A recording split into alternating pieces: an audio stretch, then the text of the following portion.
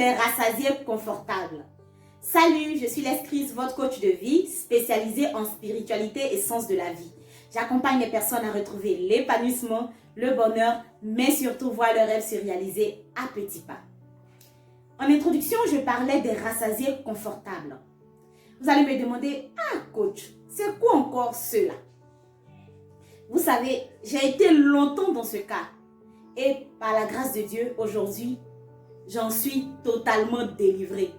Et je fais cette vidéo pour aider une personne à pouvoir se libérer de ce statut. Le rassasié confortable est cette personne que lorsque tu invites dans un programme de prière, dit de transformation, de miracle, quand il arrive, il connaît déjà les orateurs, il connaît déjà le sermon que l'orateur va donner, et même il connaît les versets que l'orateur va dire. Finalement, c'est une personne qui est fade, qui ne se laisse même pas impressionner, qui est toujours dégoûté de tout ce qui se passe autour de lui. Et il devient une personne, je dirais, lasse des événements de la vie. Le rassasié confortable est celui-là qui, lorsqu'il va dans une formation dite de transformation, de révélation, d'astuces, de techniques, tout ce que l'orateur dit, il se rend compte finalement qu'il les connaît déjà. Il connaît toutes les astuces, toutes les techniques possibles pour pouvoir obtenir ou bien faire telle ou telle chose. Mais finalement, c'est une personne qui ne passe jamais à l'action. Ainsi, le rassasié confortable devient une personne désagréable. Le rassasié confortable devient une personne agressive. Il devient une personne qui parle beaucoup. Et le comble, il devient une personne qui aime épier les erreurs des autres. C'est-à-dire que comme il a suffisamment de connaissances et de compétences, au lieu de passer à l'action, lui il préfère rester derrière son écran et critiquer le travail des autres personnes. Si vous vous rendez compte que vous êtes ce type de personne, ne vous inquiétez pas.